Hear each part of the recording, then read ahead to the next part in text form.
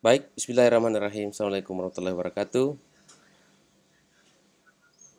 Saudara-saudara sekalian, terkait dengan hari ini kita coba untuk menggagas dan membahas terkait dengan hukum lingkungan eh, yang kemudian pada kesempatan ini adalah kita mencoba untuk eh, melihat hukum lingkungan itu berdasarkan pada ketentuan Undang-Undang Nomor 32 Tahun 2019 tentang perlindungan dan pengelolaan lingkungan hidup. Saudara-saudara sekalian, saya berharap bahwa problem-problem lingkungan hari ini yang menjadi bagian daripada etika kita di dalam memperlakukan lingkungan, sesungguhnya itu memang sudah telah dibahas di dalam beberapa peraturan-peraturan yang ada. Nah, tentu kemudian di sini yang kita berharap adalah saudara-saudara sekalian adalah mencoba untuk saya memberikan kepada Anda eh, bagaimana sebenarnya kondisi the solent atau harapan yang kita hendak capai di dalam pengelolaan suatu lingkungan itu dan bagaimana ketentuan hukumnya gitu. Nah, untuk itu saya menggambarkan di sini adalah ada beberapa. Yang pertama adalah saya menggambarkan tentang apa itu kesehatan lingkungan. Yang pertama bahwa sekaitan dengan kita melihat terkait dengan apa itu kesehatan lingkungan, pada prinsipnya kalau kita sebenarnya berbicara tentang kesehatan, itu kan yang kita ingin capai derajat kesehatan masyarakat itu adalah bagaimana menciptakan suatu derajat kesehatan masyarakat. Itu kan kalau saya tidak salah itu kan filosofi daripada suatu makna daripada kesehatan itu yang kita usahakan dan kita lakukan hari ini. Namun kemudian ada beberapa faktor yang terkadang menjadi mempengaruhi daripada kesehatan itu. Yang pertama adalah lingkungan itu sendiri. Nah, jadi kesehatan itu bisa dilihat bahwa eh, lingkungan itu sangat mempengaruhi aspek kesehatan manusia. Nah, yang kedua adalah pelayanan kesehatan. Nah, pelayanan kesehatan ini kemudian eh, apa namanya eh, tentu yang terkait dengan eh, medis, paramedis atau tenaga-tenaga kesehatan lainnya dalam memberikan suatu pelayanan-pelayanan kepada masyarakat. Nah, keturunan dan atau herediter. Nah, yang kedua bahwa lingkungan sebagai faktor paling besar pengaruhnya yang saya ingin bahas terkait dengan pada kesempatan ini adalah sekaitan dengan lingkungan. Kalau kemudian terkait dengan pelayanan, ya di dalam kode-kode etik yang lalu itu juga saya pikir sudah pernah disampaikan terkait dengan bagaimana posisi etik sebagai pihak yang kemudian melakukan suatu eh, tindakan dalam rangka memberikan pelayanan kesehatan bagi masyarakat. Nah, kita melihat di sini bahwa ternyata di antara semua yang ada ini adalah lingkunganlah sebagai faktor yang paling besar pengaruhnya.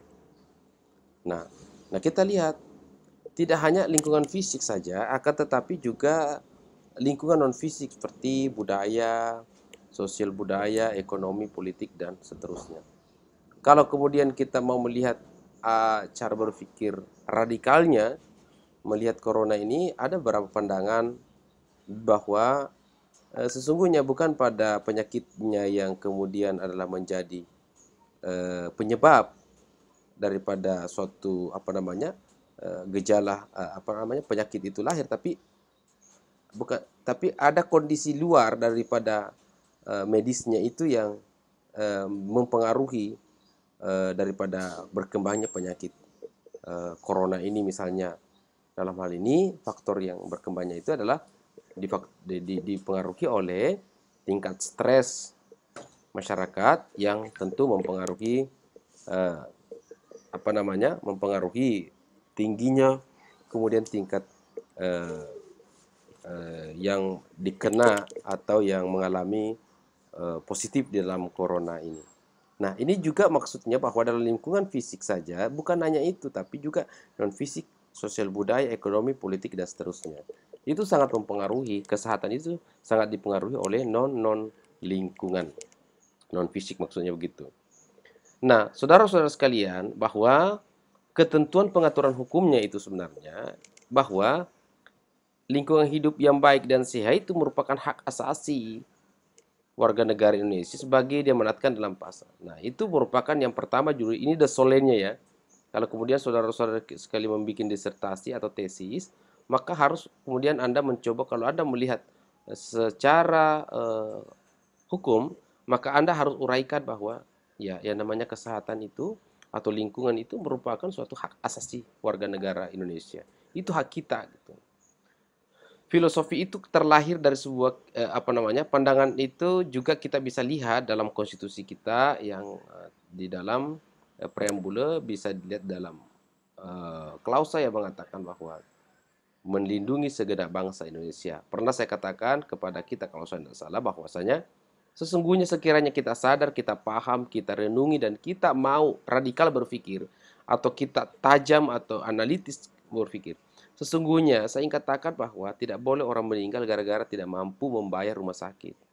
Tidak boleh orang meninggal gara-gara tidak mampu membayar yang namanya obat-obatan. Mengapa? Karena itu adalah obat-obatan dan intinya adalah rumah sakit. Itu sesungguhnya tanggung jawab pemerintah. Itu secara ideal gitu. Itu kita bicara ideal. Jangan bicara tentang praktis. Susah Pak karena tidak ada anggarannya. Ini teknis itu. Anggaran itu teknis. Yang tidak bisa ditaktisi, yang tidak bisa diteknisi itu adalah persoalan hak manusia. Persoalan konstitusi yang mengatakan bahwa melindungi segenap bangsa Indonesia, maka negara wajib melindungi bangsa Indonesia. Bagaimana caranya? Ya terserah bagaimana caranya. Itulah kenapa diberikan ruang negara untuk memotong gaji Anda, memotong kita punya pembelian karena kemudian kenakan pajak, beli lipstik, beli bedak, beli cilak, beli baju, beli celana, itu kenakan semua pajak. Itu gunanya untuk diserahkan kepada negara. Untuk tujuan kita adalah saya serahkan itu semua pajak kepada Anda, tetapi kepada negara, tetapi Anda lindungi saya, melindungi segenap bangsa Indonesia. Itu sebenarnya makna filosofinya. Nah, kalau misalnya ada yang teman-teman sekalian magister kesehatan ini mencoba untuk kemudian meneliti terkait dengan itu, boleh. Saya pikir saya siap untuk berkonsultasi, menerima Anda untuk siap berkonsultasi dengan saya jika itu yang mau dikritisi, bagaimana duduk persoalannya yang dimaksud melindungi segenap bangsa itu. Pembangunan ekonomi nasional sebagaimana dimandatkan undang-undang diselenggarakan berdasarkan prinsip pembangunan berkelanjutan dan pemerataan lingkungan tentunya, bahwa pada aspek lingkungan itu tentu harus ekonomi kita tentu harus berlandaskan pada berwawasan lingkungan. Nah, artinya apa? Bahwa semua orang bebas untuk kemudian melakukan suatu tindakan-tindakan ekonomi, tapi pada aspek itu dia harus berprinsip untuk tetap berwawasan lingkungan yang berkelanjutan. Otonomi daerah dalam penyelenggaraan pemerintah negara telah membawa perubahan-perubahan dan kewenangan pemerintah daerah termasuk di bidang perlindungan dan pengelolaan lingkungan hidup. Artinya apa? Dulu waktu masih zaman-zaman kita sentralisasi sekaitan dengan pengelolaan lingkungan itu dan perlindungan lingkungan itu kita masih serahkan kepada pemerintah pusat. Nah, sekarang dalam era otonomi atau desentralisasi itu justru memberikan ruang kepada daerah di dalam rangka untuk mengelola lingkungan itu sendiri. Hal inilah kemudian beberapa daerah untuk kemudian membuat yang namanya perda sampah, ya, perda air limbah domestik, kemudian perda terkait dengan cagar budaya, perda terkait dengan lingkungan itu sendiri, pengelola lingkungan dan seterusnya. Karena kenapa? Negara pusat atau pemerintah pusat memberikan ruang kepada pemerintah daerah dalam rangka mengalukan pengelolaan. Jadi agak enak untuk kita melakukan pengelolaan. Sekarang bagaimana peran dan tugasnya pemerintah daerah, ya itu nanti kita lihat di undang-undang tentang pemerintahan daerah terkait dengan hal apa saja yang bisa dikelola daerah terkait dengan lingkungan. Kemudian kualitas lingkungan hidup yang semakin menurun telah mengancam kelangsungan kehidupan manusia dan makhluk hidup lainnya. Betul? Bahkan kita lihat hari ini kemudian terkait dengan kualitas lingkungan hidup kita itu tentu memang mengalami penurunan, mengalami dekadensi, degradasi tingkat produktivitas kita, aspek lingkungan kita yang menghasilkan kenyamanan di masyarakat. Oleh karena tentu inilah yang sehingga kita ingin melakukan suatu penelitian bagaimana seharusnya faktor-faktor apa yang menyebabkan kualitas lingkungan itu mengalami penurunan. Apakah faktor kebijakan pemerintah? Apakah faktor kemudian kelalaian masyarakat? Apakah kemudian faktor fasilitas yang ada? Atau memang kondisi hal ini memang suatu pergeseran yang sulit untuk dilakukan perbaikan lagi. Nah, itulah kemudian yang dimaksud dalam ketentuan itu bahwa kualitas lingkungan hidup kita itu semakin menurun dan mengancam kelangsungan kehidupan manusia. Artinya apa, saudara-saudara sekalian? Kalau kita melihat dunia ini, bumi ini sangat kecil. Bumi ini sesungguhnya sangat kecil kalau kita meneropong dari dalam beberapa galaksi yang ada, kecil sekali. Nah, untuk itu, karena dia kecil, maka kemudian ya tentu hanya kitalah manusia yang diberikan akal oleh Tuhan sebagai hamba yang memiliki suatu derajat yang paling tinggi yang tentu dapat memikirkan bumi dan alam serta isinya. Pemanasan global yang semakin meningkat mengakibatkan perubahan iklim sehingga berperan penurunan kualitas. Ya tentu memang dengan adanya kondisi pemanasan global ini semakin mengalami peningkatan dan berpengaruh terhadap kualitas lingkungan hidup kita. Saya bersyukur sekali, kita bersyukur sekali karena masih ada masih ada ibu-ibu yang ada di sini yang mungkin setiap hari siram-siram bunga, ya mungkin setiap hari kemudian untuk memperbaiki tanaman-tanaman. Ya tentu itu salah satu bentuk yang saya bisa katakan sebagai bentuk perlawanan terhadap pemanasan global. Ya hanya itu, dan tentu memang ya Anda bisa merasakan bagaimana efek daripada rumah yang memiliki tanaman hijau misalnya. Nah, ini juga lawan daripada efek rumah kaca.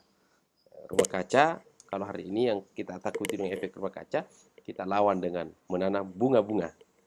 Ada bunga keladi, ada bunga janda apa nama itu, Bu? Janda robek-robek, ada janda. Kalau yang saya punya itu namanya kembang janda merana, ada saya punya di depan rumah itu. Selanjutnya adalah pengertian lingkungan hidup. Mari kita lihat bagaimana sih sebenarnya ruang lingkup atau pengertian daripada lingkungan hidup itu. Yang pertama adalah lingkungan hidup adalah kesatuan. Ya, lingkungan hidup itu adalah kesatuan ruang dengan semua benda, daya, keadaan, dan lingkungan hidup, makhluk hidup, termasuk manusia dan perilakunya, yang memengaruhi alam itu sendiri, kelangsungan berkehidupan sejahtera manusia serta makhluk hidup lainnya. Dia merupakan suatu sistem atau dia merupakan bagian yang begitu luas yang terkait dengan lingkungan hidup. Nah, yang utama yang saya ingin jelaskan adalah terkait dengan perilaku manusia. Perilaku manusia inilah kemudian yang memang bagi saya segala aspek perubahan yang terjadi hari ini kok tidak lepas dari peran manusia. Keadaan makhluk hidup termasuk. Nah, itu juga bagian daripada di mana manusia itu yang menjadi faktor utama dalam pengelolaan lingkungan hidup tersebut. Perlindungan dan pengelolaan lingkungan hidup adalah upaya sistematis dan terpadu dilakukan untuk melestarikan fungsi lingkungan hidup. Oke. Pembangunan berkelanjutan adalah upaya sadar dan terencana yang memadu aspek lingkungan, ekonomi, dan strategi pembangunan untuk menjamin keutuhan lingkungan hidup serta keselamatan. Lanjut lagi, rencana perlindungan dan pengelolaan lingkungan hidup yang selanjutnya disingkat dengan RPPLH adalah rencana tertulis yang memuat potensi lingkungan hidup. Saudara-saudara sekalian, terkait dengan rencana pengaturan tentang lingkungan hidup itu harus dituangkan dalam bentuk RPPLH yang kemudian menjadi sebuah dasar dan pedoman dalam pengelolaan lingkungan hidup yang ada di daerah. Dan untuk itu perlulah kemudian melakukan upaya perlindungan dalam bentuk adanya perencanaan. Kemudian tentu lingkungan tidak bisa diabaikan, tentu harus ada pemanfaatan, kemudian pengendalian, dan tentu pemeliharaan, pengawasan, dan penegakan hukumnya. Inilah kemudian yang juga saya ingin bahas terkait dengan penegakan hukum yang hari ini pada pertemuan kita ini. Nah, selanjutnya adalah kita lihat bahwa sekaitan dengan itu maka ada tujuan pengelolaan. Apa sih tujuan pengaturan ini? Kita mau mengatur tentang lingkungan ini, apa sih yang menjadi sebuah tujuan? Ya tentu melindungi wilayah negara Republik Indonesia dari pencemaran atau kerusakan lingkungan hidup. Apa yang ingin kita capai yang kedua adalah menjamin keselamatan dan kesehatan lingkungan manusia. Tentu itu saya pikir. Jadi saudara-saudara sekalian, kalau misalnya kita nanti misalnya kalau Anda membuat yang namanya tesis dan yang terkait dengan lingkungan hidup, maka inilah corongnya, inilah desolennya, tujuannya pengelolaan hidup itu adalah menjamin keselamatan. Kan harus Anda muat nanti itu desolen desain, harus ada desolen desainnya. Desolennya ini menjamin keselamatan, kesehatan, kehidupan manusia, menjamin kelangsungan hidup makhluk hidup, dan kelestarian ekosistem gitu. Menjaga kelestarian fungsi lingkungan, mencapai keselarasan, keseimbangan lingkungan hidup, menjamin terpenuhinya keadilan generasi masa kini dan generasi masa depan. Perlu kita paham bahwa menjamin terkait dengan generasi hari ini mungkin kita nikmati. Hari ini kita mungkin bisa menghancurkan dengan nikmat sesaat, tapi kesengsaraan generasi kita yang akan datang ini akan dia menjadi sebagai korban daripada perbuatan kita. Mungkin hari ini kita tidak rasakan, tapi tentu akan berakibat pada generasi yang akan datang. Jadi memang sebenarnya terkait dengan bicara tentang lingkungan hidup ini adalah orang yang mempunyai sense generation, mulai kepekaan terhadap generasi. Karena kalau kita mau berpikir hari ini kita merusak, ya mungkin kita tidak dapatkan bencana alam, tapi kan bisa saja yang lain ini, yang berikutnya mengalami bencana alam. Itu sebenarnya yang kita mau jadikan sebagai dasar di dalam harapan di dalam suatu aspek yang terkait dengan lingkungan hidup. Menjamin pemenuhan dan perlindungan hak atas lingkungan hidup sebagai bagian dari hak asasi manusia, oke. Bahwa terkait dengan lingkungan hidup itu memang terkait dengan hak asasi manusia. Sedikit saya ingin jelaskan tentang hak manusia kepada kita semua. Pertama, bahwa dalam perkembangan yang dimaksud dengan hak asasi manusia itu kan hak manusia itu adalah hak yang diberikan Tuhan langsung kepada kita. Hak yang paling melekat pada diri kita itu, hak asasi manusia yang paling melekat itu kan hak nyawa, hak hidup gitu. Pada saat Tuhan ciptakan kita, itu kemudian dalam kondisi bulat, telanjang begitu. Lalu kemudian yang kita lihat bahwa ternyata yang tidak boleh disentuh orang itu adalah kulitnya. Pokoknya pada saat lahir itu tidak boleh disentuh orang di situ, kulitnya, kemudian intinya nyawanya. Hak asasi manusia lagi berkembang, lalu kemudian perkembangan hak asasi manusia ini itu kemudian terjadilah kemudian perkembangan lebih lanjut itu. Pak Maskun ribut sekali. Pak Markus ribut sekali, Pak Markus. Nah, mati dia. Nah, selanjut lagi ya. Oke. Nah, selanjutnya yang pertama hak hidup, nyawa gitu.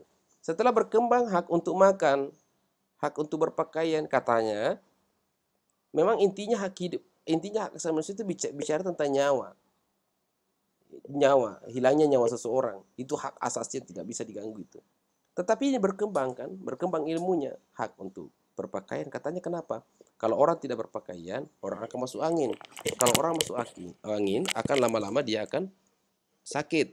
Kalau orang sakit, akan tentu cenderung untuk meninggal gitu. Nah, itu berarti sekarang berkembangannya adalah hak orang itu dimasuk lagi pada aspek hak untuk kemudian diberikan perlindungan terhadap pakaiannya.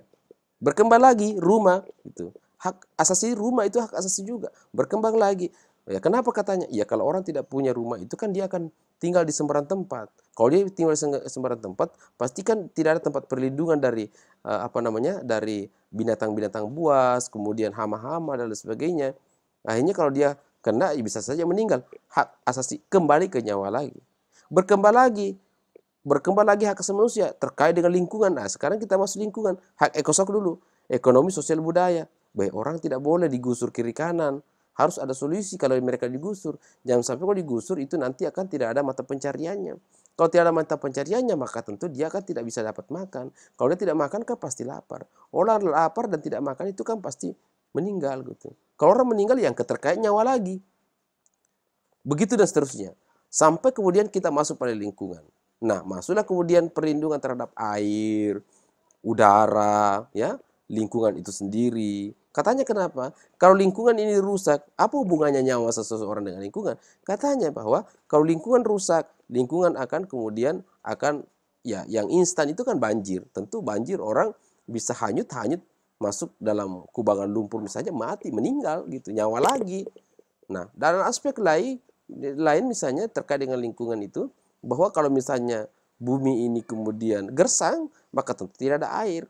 Orang butuh air. Kalau tidak ada air, maka tentu haus. Orang haus dan tidak minum pasti kekurangan cairan. Orang kekurangan cairan akan pasti sakit. Orang yang sakit pasti cenderung meninggal, nyawa lagi. Maka kemudian saudara-saudara sekalian, terkait dengan pengaturan lingkungan hidup inilah berkembang. Ada pengaturan lingkungan hidup tentang air, bahkan tentang air limbah domestik, bahkan tinja sekalipun. Kemudian sampah, diatur udara, diatur yang namanya air, diatur tentang binatang, diatur tentang tumbuh-tumbuhan. Orang tidak boleh menebang sembarang. Itu. Artinya saudara-saudara sekalian, terkait dengan pengaturan lingkungan hidup ini, itu begitu general sifatnya, sehingga kemudian saudara-saudara sekalian sebagai calon magister, itulah tugas Anda semua untuk kemudian mencari titik-titik problem dalam perlindungan dan terkait dengan lingkungan ini. Apa yang harus kita perbaiki dalam lingkungan ini?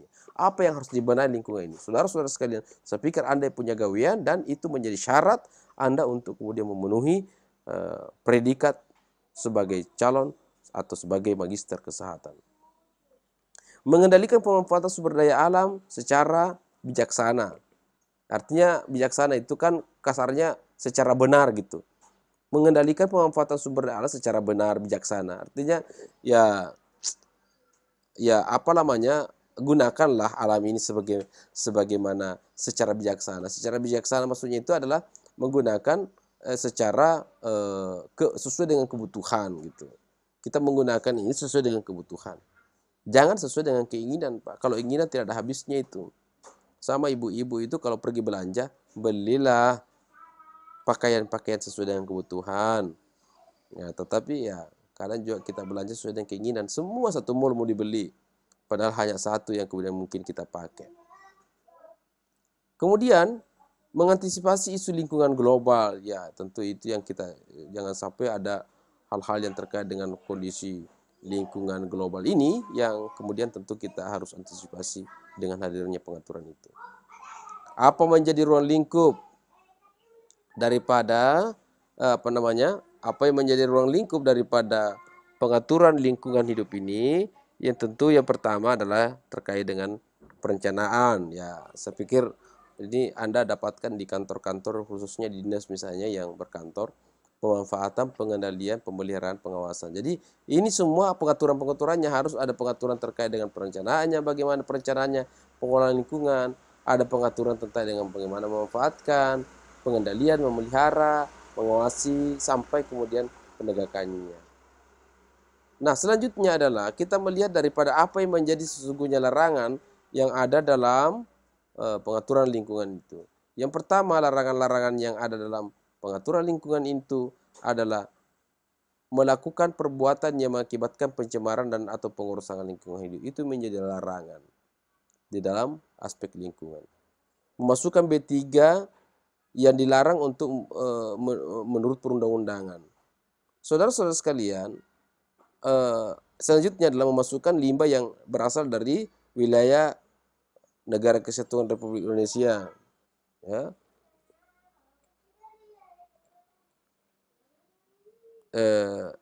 Tapi ini dalam skala perlindungan larangan dari aspek antar negara ya. Nah, kemudian itulah kemudian di stressing, itulah kemudian yang diatur nanti dalam peraturan daerah. Kalau misalnya peraturan daerah saya bikin itu nanti misalnya kabupaten yang ada sekarang itu harus betul-betul mencoba untuk tidak begitu mudah daerah lain untuk ada batasan supaya daerah lain itu tidak mudah membuang sampah di kabupaten A. Kabupaten B tidak membuang sampah di kabupaten A gitu. Termasuk juga memasukkan limbah B3 di dalam negara kesatuan Indonesia. Kalau lingkup daerah itu lagi yang diatur terkait dengan bagaimana tingkat daerah, bagaimana polanya antar satu kabupaten dan kabupaten lain itu kemudian tidak memasukkan apa namanya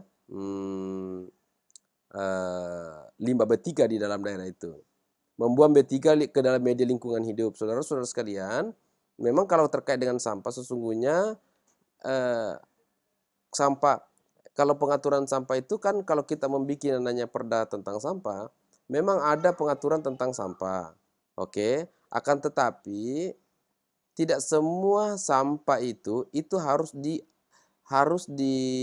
diatur, atau tidak semua sampah itu harus digolongkan di dalam satu, digolongkan dalam dengan jenis sampah lainnya. Pak Nur ribut deh, Pak Nur. Lagi kuliah nih Pak Nur, tolong jangan ribut dulu dong.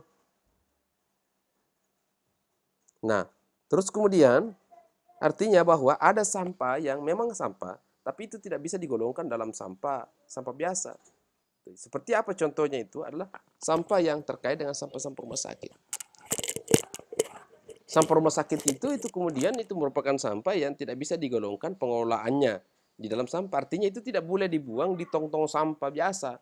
Di tong-tong sampah yang kemudian diangkut, kemudian dibuang di TPA, tidak boleh. Itu harus penanganan khususnya. Itu idealnya ya, idealnya seperti itu. Maka kemudian perlu ada peraturan daerah terkait dengan pengaturan sampah yang ada, pengelolaan sampah yang ada di rumah sakit. Bapak Ibu yang bertugas di rumah sakit, coba tengok misalnya, apakah sampah yang ada itu boleh digabungkan atau tidak? Nanti Anda lihat, kalau itu dia gabungkan berarti tidak boleh sebenarnya.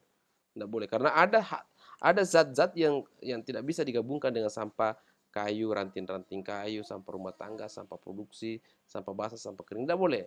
Seperti contohnya kalau di rumah sakit itu seperti suntik-suntik, sudah dipakai kan dibuang. Lalu kemudian ada infus, misalnya sudah dipakai kan buang begitu. Itu tidak bisa dibuang di tong sampah, lalu kemudian tong sampahnya itu dibuang di TPA, tempat umum, untuk kemudian berbaur dengan sampah-sampah rumah tangga. Tidak bisa. Harus ada penanganan khusus. Melepaskan produk rekayasa genetik ke media lingkungan, oke, betul. Melakukan pembukaan lahan dengan cara membakar. Nah, itulah kemudian yang menjadi larangan, saudara sekalian, dan larangan ini dalam undang-undang tersebut itu ada pidananya gitu. Ada dendanya, ada pidananya.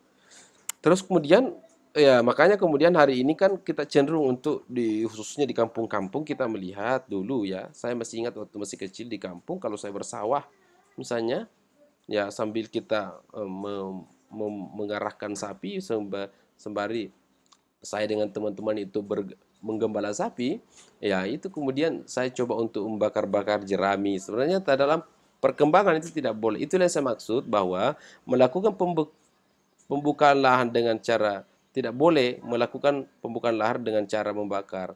Nah, inilah kemudian larangan-larangan yang kalau dulu ya memang di Kalimantan kan biasa, Sumatera itu kan biasa terjadi dulu itu. Walaupun akhir-akhir ini agak mulai kurang itu.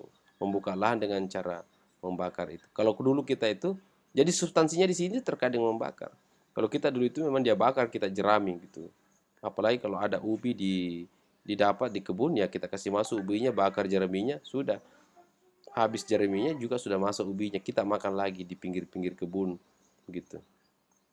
Menyusun AMDAL tanpa memiliki sertifikat kompetensi penyusunan AMDAL. Tentu itu tidak boleh kalau kita menyusun, seseorang itu menyusun AMDAL tapi tidak ada sertifikat keahlian dalam menyusun itu. Lagi 10 menit mati ya. Nah, selanjutnya adalah peran dalam masyarakat. Peran masyarakat ini kemudian kita lihat bahwa pengelola lingkungan hidup itu tidak sekedar menjadi tanggung jawab dan hanya pemerintah yang terlibat di dalamnya. Akan tetapi juga masyarakat juga diberikan peran serta. Bagaimana bentuk peran sertanya masyarakat di dalam pengelolaan lingkungan hidup? Yang pertama adalah kita lihat sesungguhnya masyarakat itu memiliki kesempatan yang sama, yang luas dalam berperan, dalam aktif dalam melindungi peran-peran lingkungan hidup. Jadi masyarakat itu berperan. Tinggal kemudian kalau seperti saya katakan tadi, yang kalau limbah domestik, air limbah domestik, kalau misalnya contoh ini kan diturunkan dalam perda nih, katakan misalnya peraturan daerah supaya agak lebih konkret. Kalau misalnya sampah, kalau saya pernah bentuk bikin yang namanya peraturan tentang sampah itu, perda sampah itu, peran sertanya masyarakat itu saya libatkan, bahkan bukan hanya masyarakat tapi peran serta daripada korporasi. pihak swasta yang berperan di dalam rangka melakukan suatu pengelolaan sampah misalnya. Bagaimana bentuk perannya? Adalah bentuk perannya itu dalam pengangkutan itu masyarakat saya libatkan. Masyarakat dilibatkan. Tentu masyarakat ini memiliki suatu lembaga yang kemudian dapat bekerja sama, yang bekerja sama dengan pemerintah untuk melakukan pengangkutan terhadap sampah-sampah yang ada serumah tangga itu, dan kemudian pemerintah mengawasi. Pemerintah mengawasi dari mana ke mana, mulai dari mengangkut, kemudian membawa, kemudian sampai ke TPA.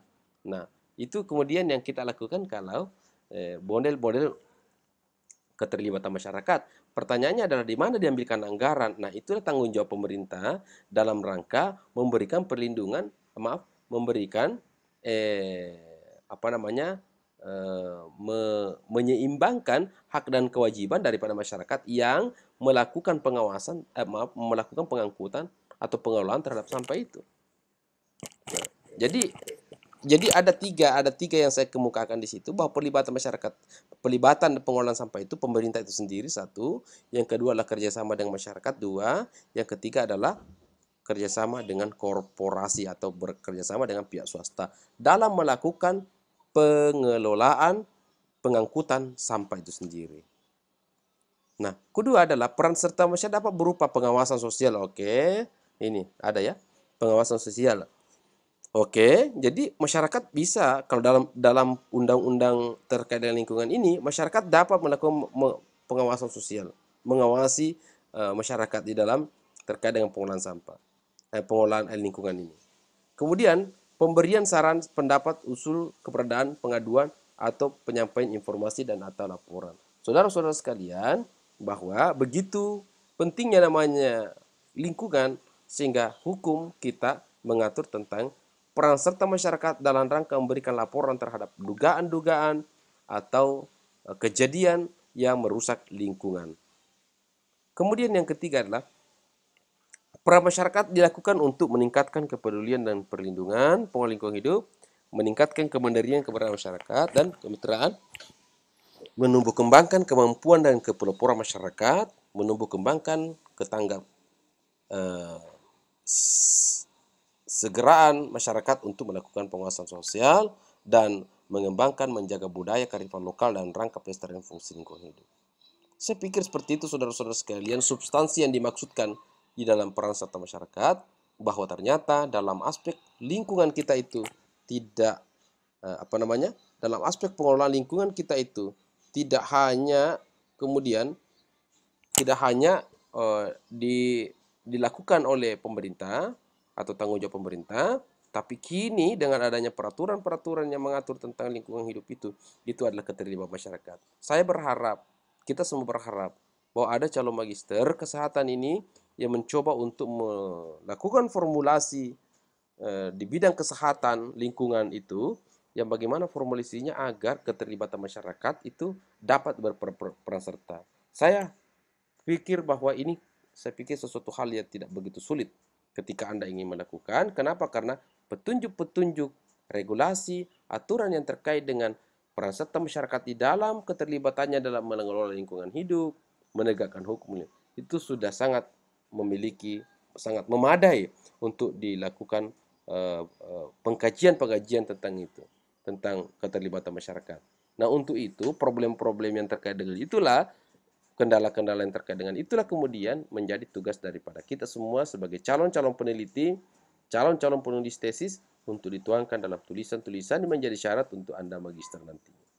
Saya kira seperti itu yang saudara-saudara sekalian bisa saya sampaikan, dan sekian. Assalamualaikum warahmatullahi wabarakatuh.